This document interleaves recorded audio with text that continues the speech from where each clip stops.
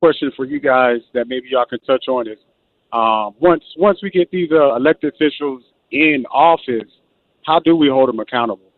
I love this question.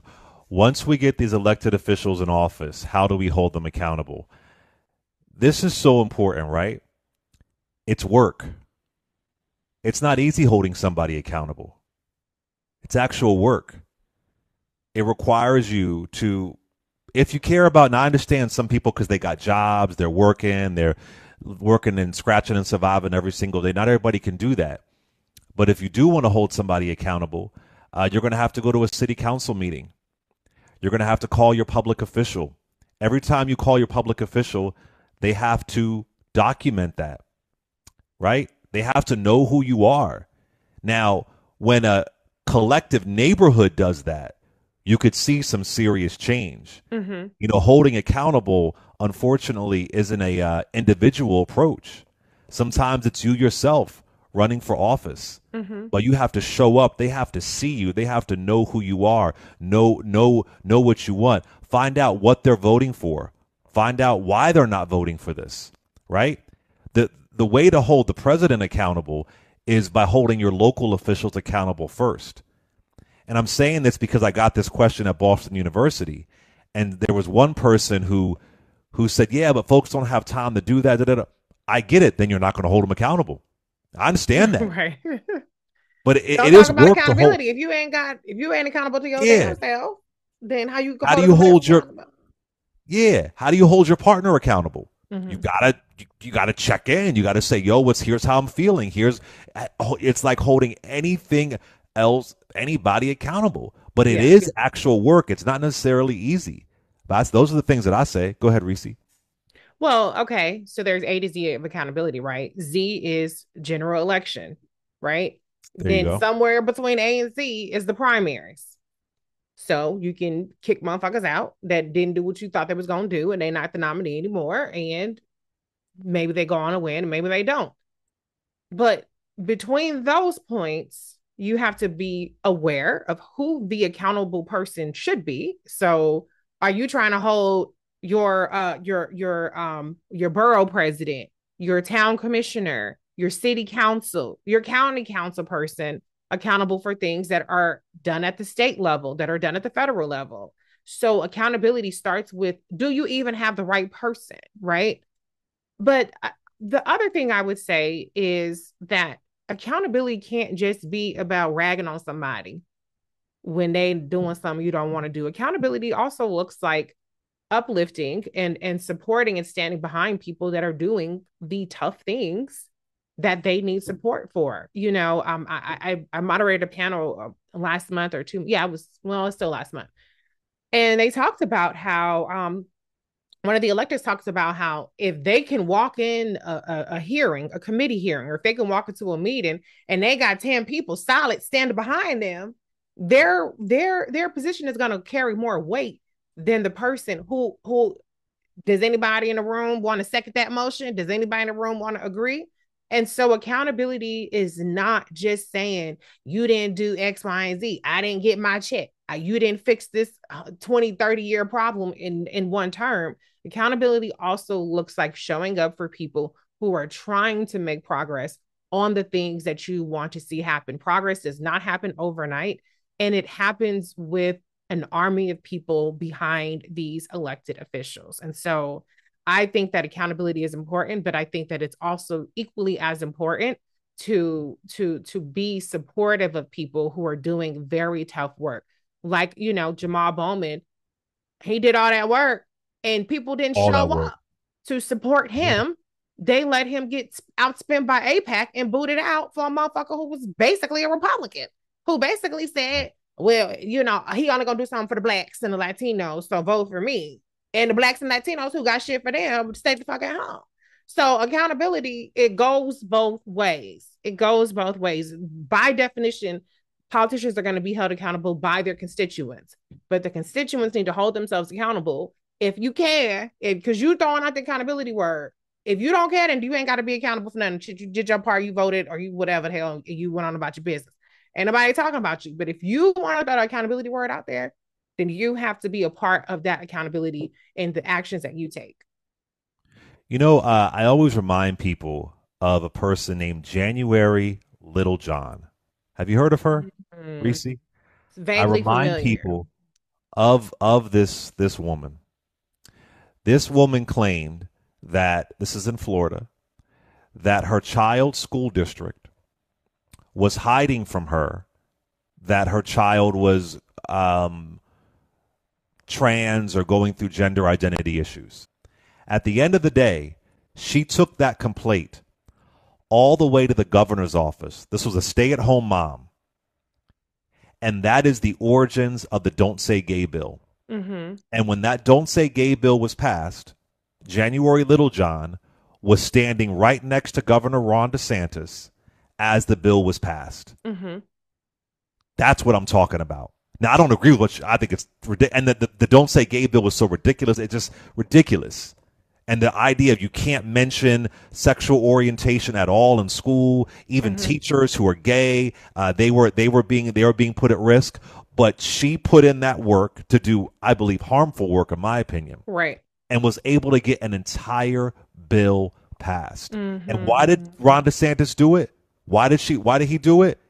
Because of a complaint from one of his constituents. Then she got other folks behind her. The next bill that was passed was the Stop Woke Act. Mm. You know what I'm saying? Yeah. So again, I understand she probably had money, stay at home mom, but we keep saying, like you said, this word accountability, not knowing who to hold accountable, not knowing what has been. I've heard some folks say, I want this done. When I'm like, well, what do you mean you want a hate crimes bill? That's already happened. Lord, That happened in Lord, 68. Lord. That happened in the early 90s. That happened in 2009 under Obama. Then it happened with the Emmett Till Anti-Lynching Act. Like, what, you know what I mean? So there's so many levels to it, but it sounds cute. Hold them accountable. Yeah, yeah, Well, we got to know the process. yeah. I believe in that. Now, Reese, would you agree that, is it fair to say, because when folks say that, they're thinking of the president, Yeah. not knowing that the president isn't going to impact them directly. But is it fair to say it's harder to hold the president accountable because there's so many steps away from you, Yeah. but all the blame does go to the top? I mean, what do you think about that? Yeah, it is harder because the mechanism for holding the president accountable is the primaries and the general election. So you add Y and Z, but the amount of influence they have is obviously incredibly important, right? But you skipped past 500,000 other elected officials. I mean, obviously, all those people don't represent you, but I always remind people of the numbers quantitatively. 99% of the power in this country quantitatively is concentrated at the state and local level, not at the federal level. So, but one thing I wanted to say, Clay, I gave the example of January, whatever. I want to use my husband as an example because my husband has a full-time job, amazing dad, active dad, amazing husband, so supportive of me. I couldn't do what I do if it weren't for him and being like, okay, well, what you got going Nicest on? freaking guy. Yeah, Such the a cool most dude. amazing, incredible guy, black guy, in case y'all Yeah. was wondering. Anywho, Lord, if he was white, Reese, oh, they'd be dragging you every oh, day. I probably wouldn't have a credit. I would be like, this bitch, I don't know, whatever. No wonder But she likes Kamala Harris. Out there, she.